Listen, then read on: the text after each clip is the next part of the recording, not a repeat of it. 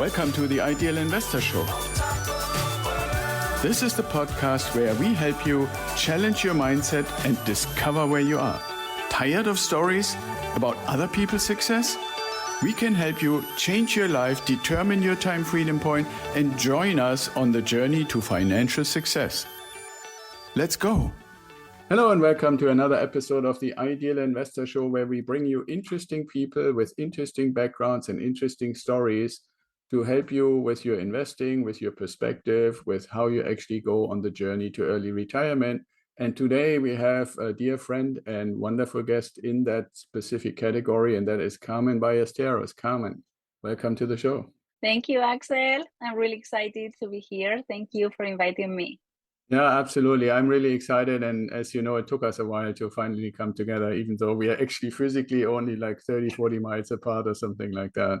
So I'm excited too. Before we get into all the details and the things that we want to talk about, tell our audience a little bit, who is Carmen? What is Carmen's background history? And how did you get to where you are today? All right. Carmen is a complex person, to be honest.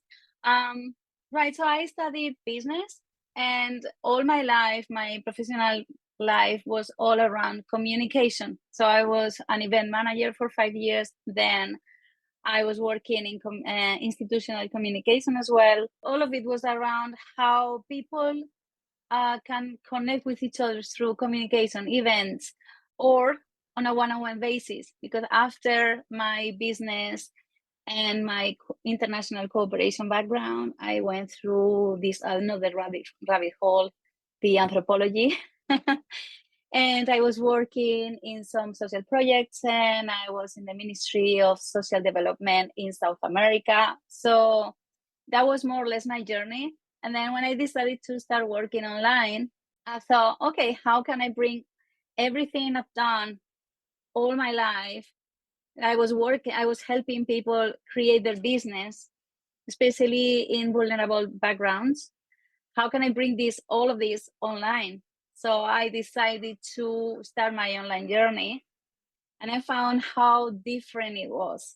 So I had to relearn. I got my coaching certification, my community management certification.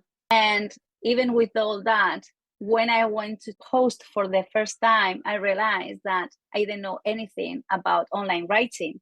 I only knew about academic writing. So that got me start again, learning something new. And that's been my journey. And now what I do is I help people. Okay, yeah, that's very good. And I think that's a very important service that you're providing. And for the audience, if you ask yourself, how did Carmen and I to get to know each other, speaking about online writing, before I knew Carmen, I actually got to know somebody named Tom Kükler.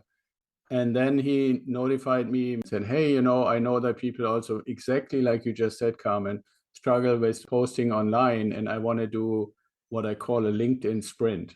At the time, I think he had already done a bunch, but I decided, okay, 2 weeks learning how to do this. And that's where you were as well, supporting him in the LinkedIn sprint and helping other people learn how to communicate online. So that's how we got to know each other. Now, there is a generational difference. Did you know this already when you decided this is what my business is going to be, or how did you make that transition from kind of missionary work into a businesswoman, so to speak? Right. So in my case, I'm an extrovert. I love meeting people, but somehow I felt this fear online that even if, I don't know, by mistake, I was just scrolling with my phone and I clicked on like one post, I would like, oh my God, they're going to see me. I just wanted to be invisible. That was my journey, like for years, to be a lurker. And then, but that's a problem when you want to start online, of course. So I knew as a fact that I had to beat that fear, which nobody told me how to do. Even after being a community manager, a coach, and whatever, nobody was addressing that. So I wrote on, there was this Facebook group in one coaching group I was doing, and there were like 400 people there. And we made small groups around it. And so I had this little group where we were just in Messenger. talking to each other. And then one day I wrote saying, you know what? I realized that I've been hiding. I've been using this typical excuse, which is I'm doing this course. And as soon as I finish it, I'm going to put myself out there. But right before I finish, oh, look at this other course. All right, I'm going to do this. And once I'm finished, I'm going to do. And then I was just linking one course after another. And I said, I realized that I'm using learning as an excuse not to put myself out there. Right. So, and I call it, I gave it a name, the eternal student syndrome. So I was about to post that on the group where I was committing myself to put myself out there. When I realized I had this moment of clarity that I realized I was doing exactly what I was always doing. I was going to my comfort zone to say, hey, I promise I will commit. In the last second, instead of posting there, I went to the wall of that Facebook group and posted that. And I started shaking. So I just wanted to delete that post. But I had to go to work because in that moment, in the transition to the online work, I was still doing my offline work. And what I did was switching off my phone because the temptation was too big. And I left it at home and I went to work. Imagine my tension that day.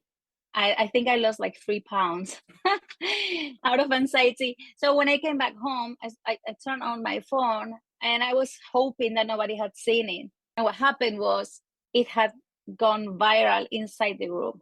And I was declared, all of a sudden I was a top voice. I don't know how many comments of people saying, thank you, I needed to read this today. And that was my before and after. Because it wasn't only for the love I received in that message, it was how many people were struggling with the same, and some of them didn't even know it. And thanks that I wrote that, it made them reflect on their own realities. And that's the power of content creation. So I joined Medium and I wrote an article. And because I was committed with a friend that I do something uncomfortable, I sent that article to the startup, which if you write on Medium, you know, is the biggest publication there, 800,000 followers and whatnot. So I sent them my first article. I couldn't believe it. They accepted it. And not only that, but it became top article. It went to their newsletter. It was in the top 10 of the month. I had beginner's luck, I have to admit that. After that, I had so much silence and crickets and whatever, but it was a great way to start. And that's where I met Tom, as you, because he was a top writer there. I joined his Medium course and his LinkedIn course. And then Tom started this LinkedIn sprint on LinkedIn for free. It was the first edition. He was just saying, I want to create a community of creators on LinkedIn. And I said, oh my God, me, because I was feeling so lonely in this journey. And not only lonely because it's a really lonely road to be a creator, but also I was writing in English. Like not even my mom could like my things. Like I was starting from zero. Yeah. So I was like, oh my God, I need this. So he did this sprint and it was a month and we were 43 creators. And I started spending 5 hours a day on LinkedIn, just commenting because I had all these fears as well. You know, like, is my English good enough? So I was using the translator all the time. I would take ages to write a comment. I still had to struggle with my lurking things, you know, like my fears. Right. But Tom loved it. And then he invited me to be a coach in the next edition. And I was a coach in the sprint for, I don't know how many editions, but many. So I ended up helping hundreds of people. But the beauty of that is that Tom is 11 years younger than me. Yeah, don't even get He's me like started. my little, I know, but he could be my little brother. But between us, there's this generational gap because he was a teenager with all this social media, where I got Facebook when I was 26. And that was the crucial difference. So the first time one person came to us, one student, and said, oh my God, somebody shared my video. It was this guy from this country. And Tom was like, well, perfect. And I was just laughing because I remember exactly the two people that shared my first video, a Japanese guy, a guy from New Zealand. Are they dangerous? Like, why are they like lurking on me? Why are they sharing my video to their connections? Are they going to kidnap me? Like so many fears and looked in that moment. So I was just laughing because now I think like repost is a great thing, but in that moment, that was so scary. So Tom couldn't understand that. And we had many conversations saying to make him understand that I could feel their fears. And it was just this generational gap. Yeah, So absolutely. that's how I I mean, started with. yeah, I think that's a great explanation. I started using in a joking way after I realized, like I have a daughter who was born in 1987. She obviously grew up with all the devices and stuff like that. But what I realized when I did get a text message or get some kind of message, similar to I had started learning how to type on a typewriter, because when I went to school, that tells you like I'm ancient, right? Like I might not necessarily look like I'm 90, but I'm ancient. So phones came out with a touch screen that is still, I'm holding the phone, I take my one typey finger and type. And I saw my daughter and she held the phone like this and her thumbs were going like a million hits a mile. So that I was just reminded when you mentioned that. Now, one thing I want to also touch on, and you gave that into your preparation notes for this show today. And excuse me, and I was very, very fascinated when we were together in these sprints. This unbelievable ability to tell stories without going pages and pages and pages. Can you tell a little bit how you developed that and kind of maybe reveal what the trick is? Oh, the trick is practice. My first article was 11 pages long. Okay. I'm not kidding here because I used to write as I speak. And so it felt really conversational. And people that read it and knew me, they were like, oh my God, it was just like having you in front of me. But I had to learn, okay, I started a different journey as well, which is copywriting, which I used to believe that it was the rights of the author. But no, there is copywriting and copywriting, which with my foreign accent is kind of basically the same. But it's about writing copy, and writing copy is all the text is basically persuasive writing. And there's nothing less appealing than a block of text, especially when we look at it in a small screen. We just lost the words. We don't have references.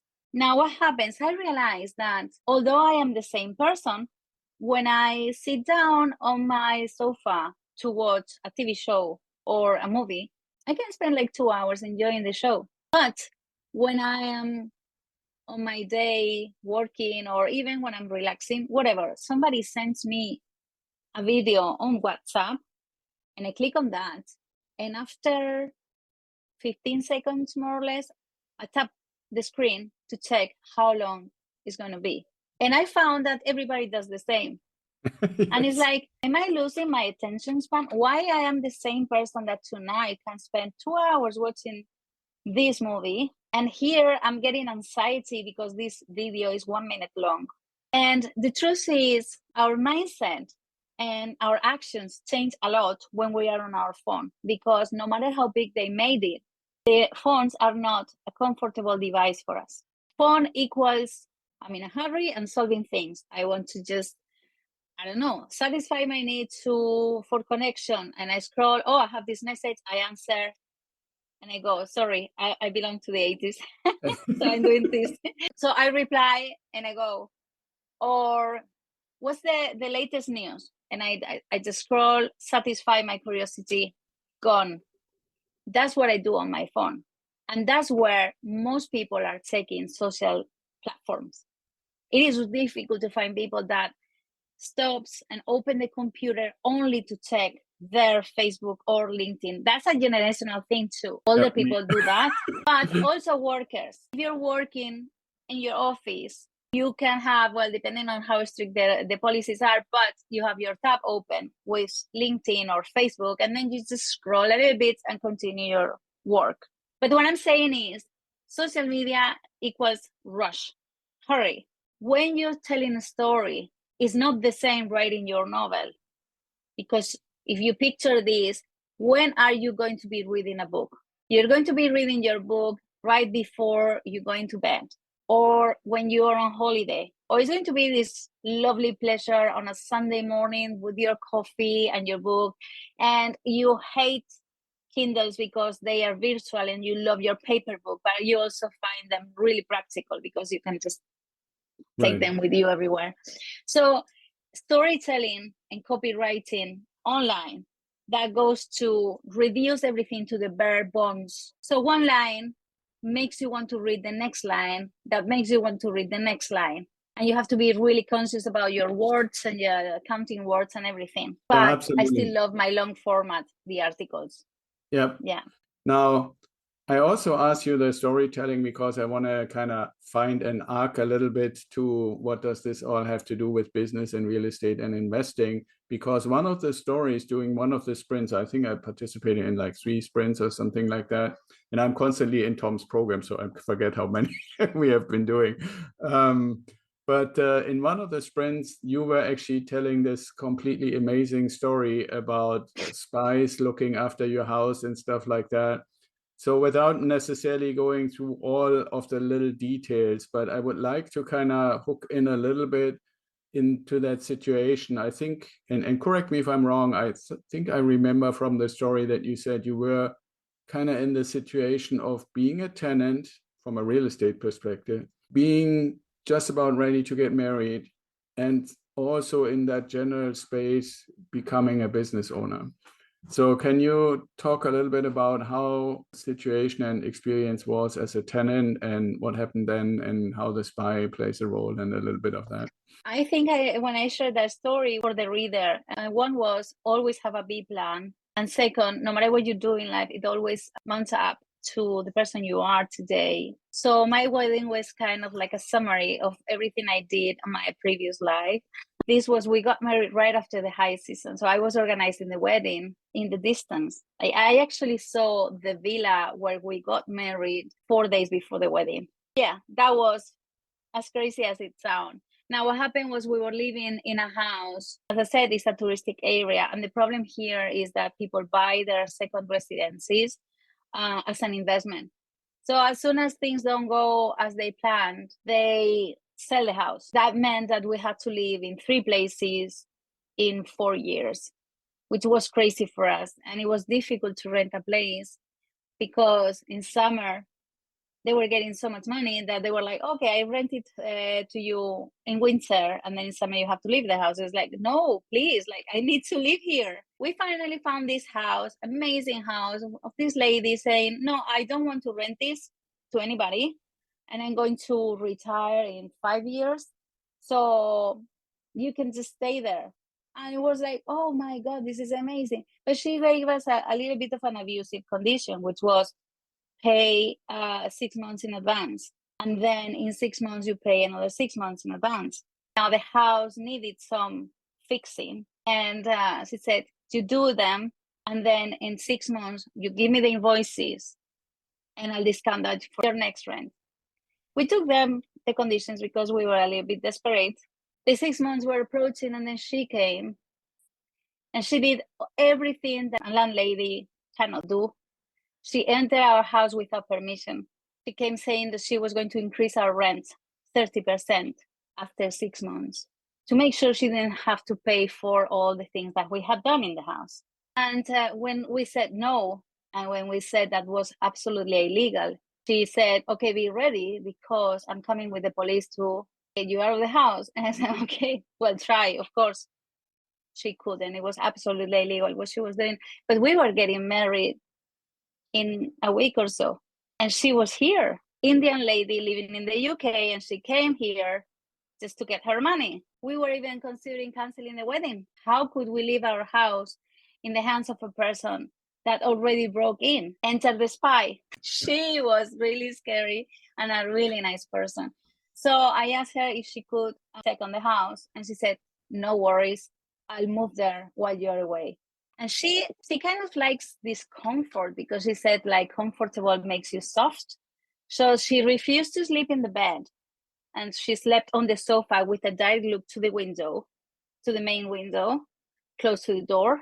And she had the camera, and I'm sure she had a gun or a knife under her sofa. Like she was ready for anything. So yeah, the landlady tried to enter while we were in Italy. And our wonderful spy got her out. And that landlady went to a bar asking for help. Where can I sleep tonight? Because she thought we were already out of the house. She didn't understand in her twisted mind that there was no way that we were leaving, especially after paying our rent.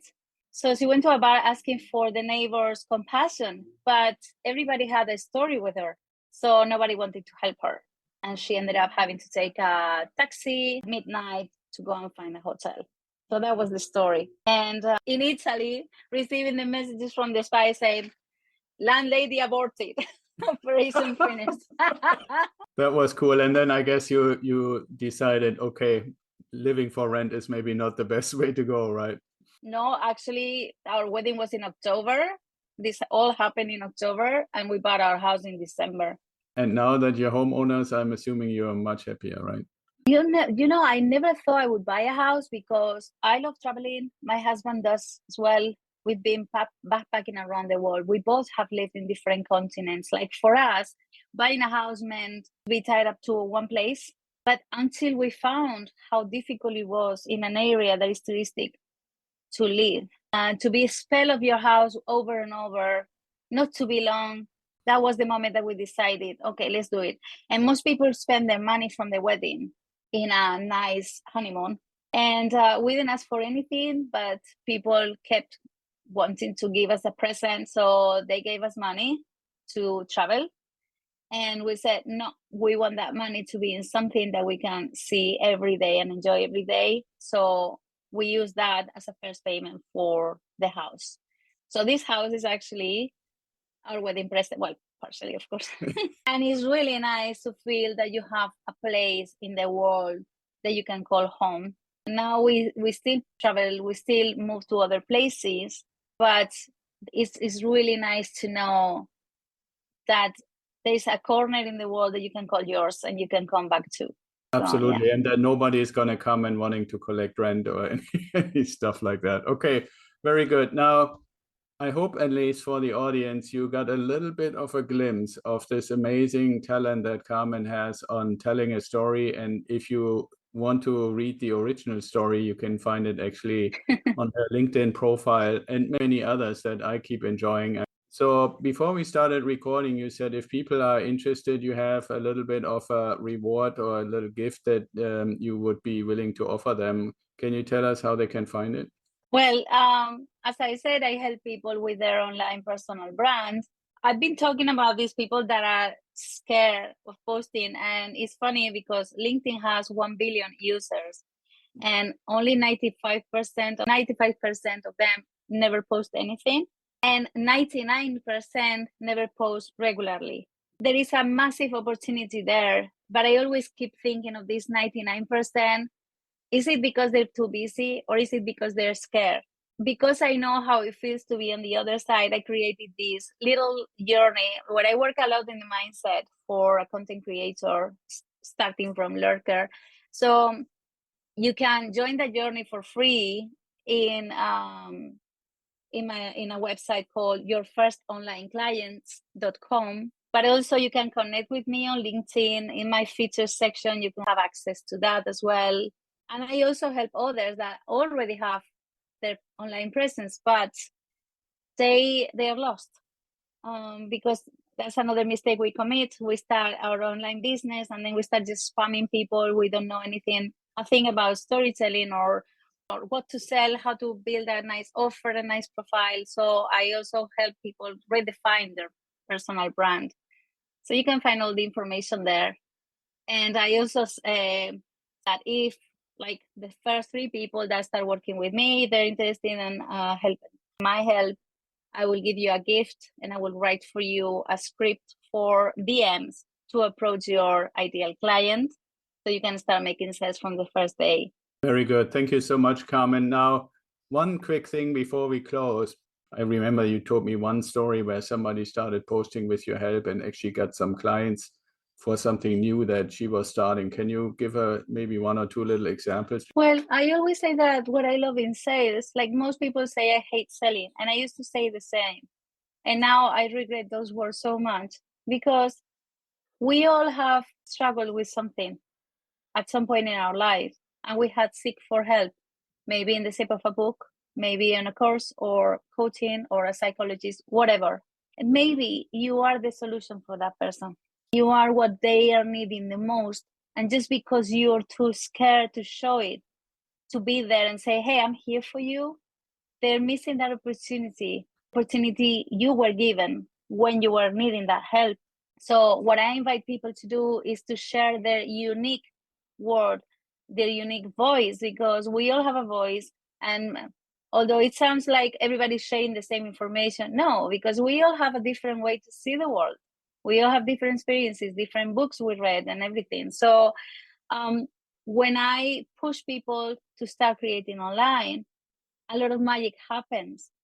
They get opportunities to talk, speaking events. Like, for example, me in my first year was really scared. And what happened was lots of my previous co-workers, they reached out to me. I started making, like one company reached out to me to do workshops for them. Like a lot of magic started happening. And that I just don't know a single person that didn't have positive outcomes for that, like after they start sharing online. And for example, my last client, she was online but also you have to do it right. Like she was for 3 years already, and she was posting regularly, and she didn't get any clients. And I told her, look, honestly, it's because like I've known you for years now, and I still don't know exactly what you do. And it was true, because this is the other problem. That once you dare to post online, then you start sharing about personal growth, about whatever, things that make you entertaining. It doesn't bring anything concrete to you. Like, let's say you are on LinkedIn and you read this inspirational quote or whatever, and say, oh, that's nice. This person is nice, but you don't necessarily know what they can do for you or how they can solve a problem for you. So this is what I work with her. And although she wasn't scared of posting, but she had this problem of clarity. And after we rebranded her profile, in a month, she landed 2 high-ticket clients. So that's the magic of creating your personal brand, something that is directed to your ideal client. You start working with the people you love the most and getting paid for that.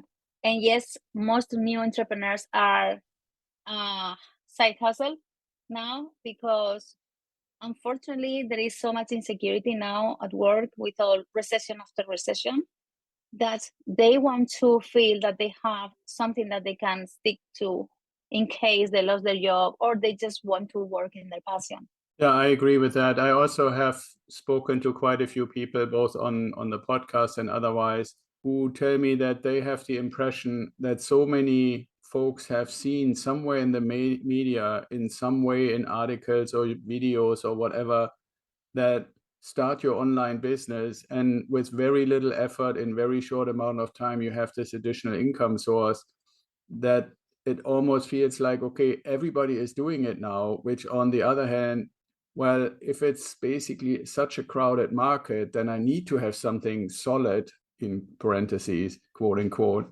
something solid, or like a regular job that covers the majority of my expenses.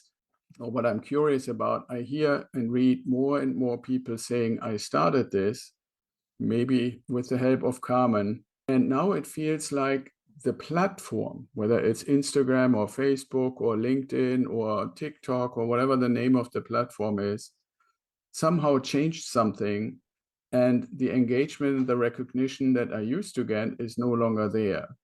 Do you have some comments, some observations about that might be interesting for the audience?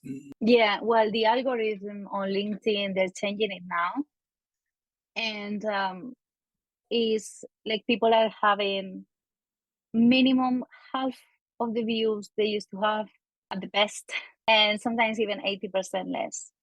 I'm not an exception. I am having my engagement is really low now, and I see many top creators having the same problem. It's even more evident on them, because they used to have like 5,000 likes, and now all of a sudden they have 500. Now, having said that, it depends on your goal on LinkedIn. If you want to be an influencer, that's a disaster recipe. Like your engagement, you're done. Now, what is really an influencer? And do you actually want to be an influencer? Because what I want to do, what I want to be is a business. Right.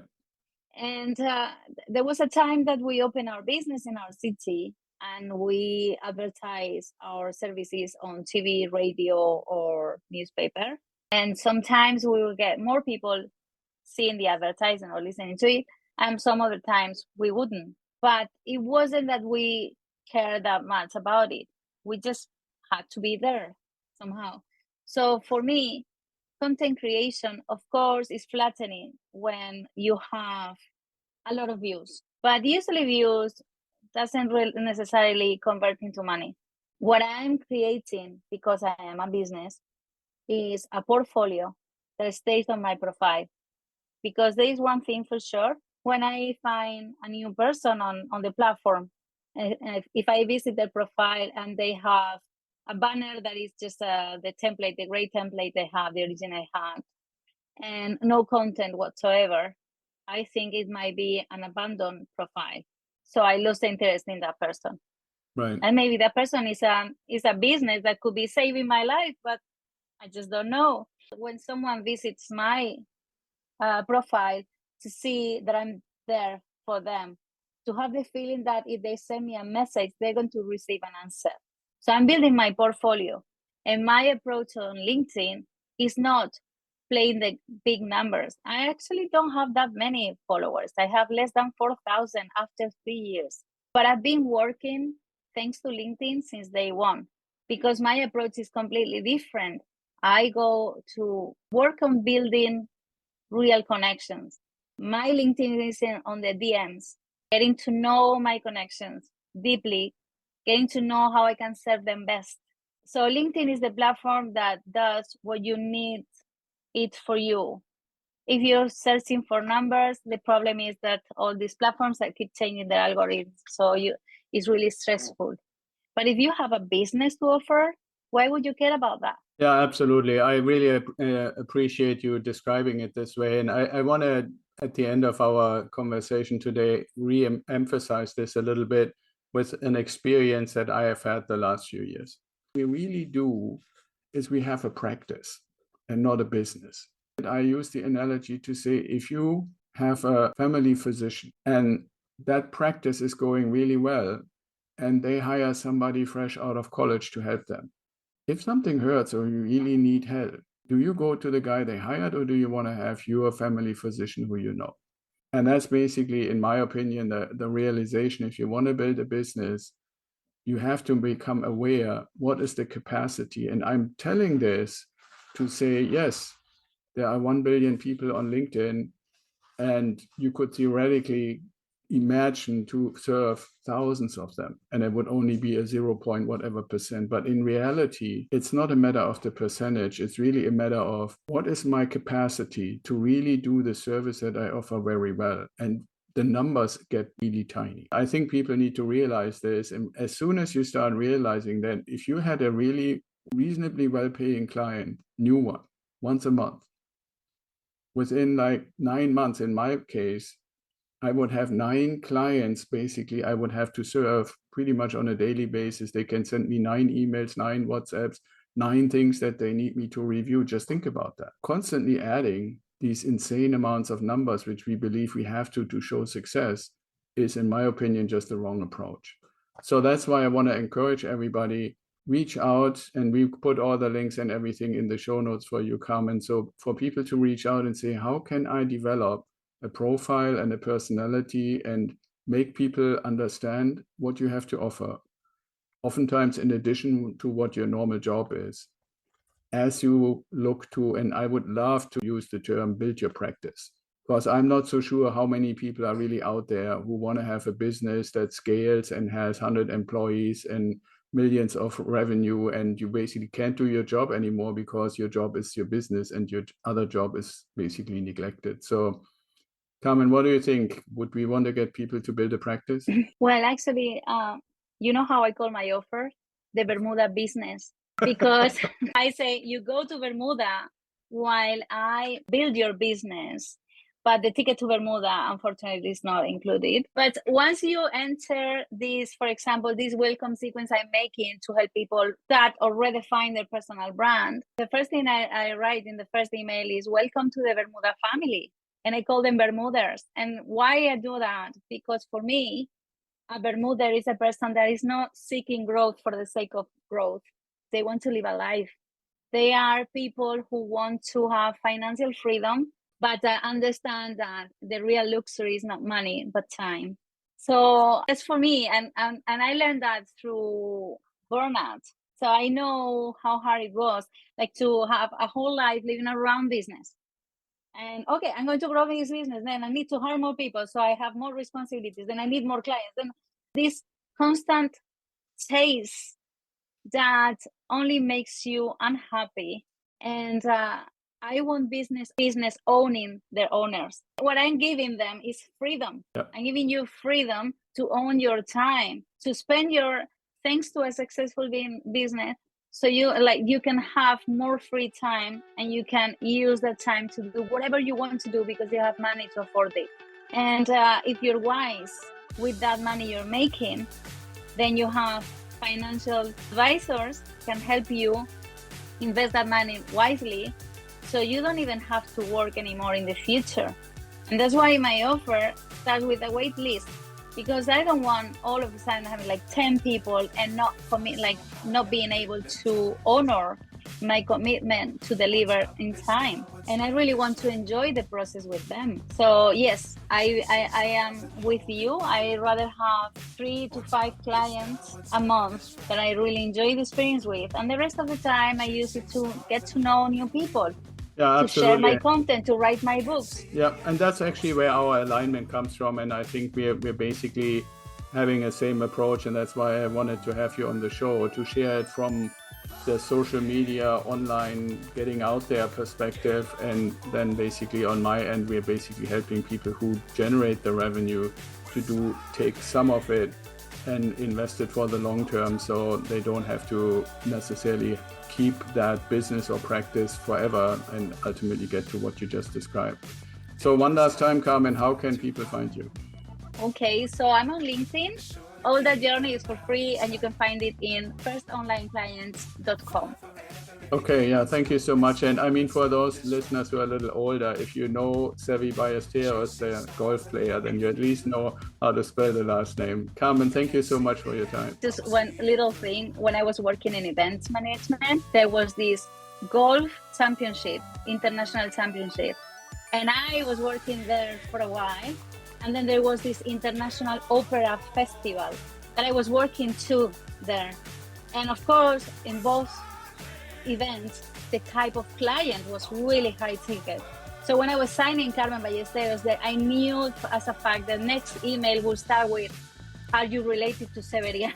Which I'm not, but funny enough, his daughter, her name is Carmen too. So we're both Carmen Ballesteros. Yeah, sometimes the universe tries to help you in strange ways. Okay, Thanks again, Carmen. Thank you.